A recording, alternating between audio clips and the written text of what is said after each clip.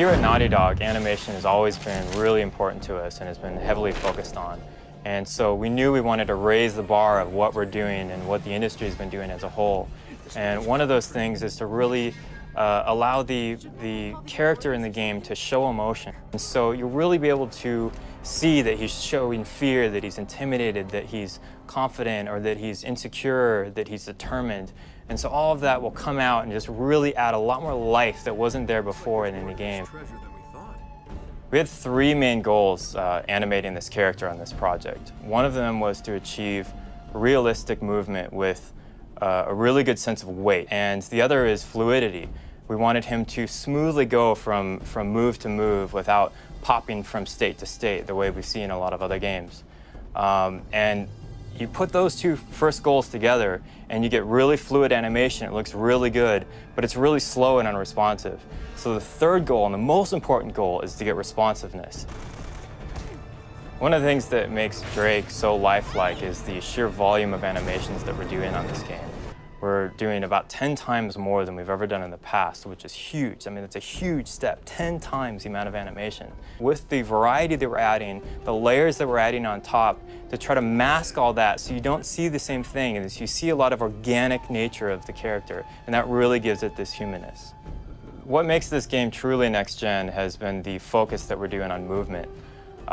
In the next generation, we've seen a lot of great rendering, great shading, polygon counts are up higher, lighting's looking really good. So we've seen a lot of good-looking games from a rendering perspective, and they all look really good from a still frame, but once you start to see them move, that's when they start to break down. The animation quality hasn't risen to that same level at this point. What we found is that it's Drake's imperfections that make him believable. It's him stumbling, it's him not perfectly landing correctly every time.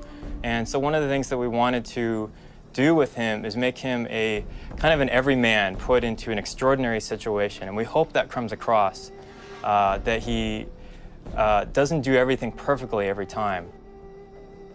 PlayStation 3 really opened up the floodgates for us to achieve the goals that we wanted to with the animation. We need much more CPU power than we've ever had before.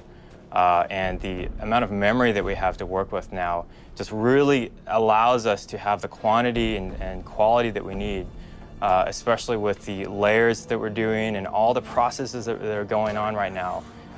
It just could not be done in any other way. And if we can do that, then we can tell more of the story during gameplay while he's in the middle of action and while the player is actually going through the levels and going through the game. In the past, the line between cinematics and gameplay has been very clear. You play the game, and then you go into a storytelling moment, then you play the game again. What we're trying to do with Uncharted is to blur that line a little bit more so that you'll be playing the game along and things start happening around you as you're playing, so you're still interactive. A lot of the ways that we're able to tell the story is through the environment and through the other characters in the scene.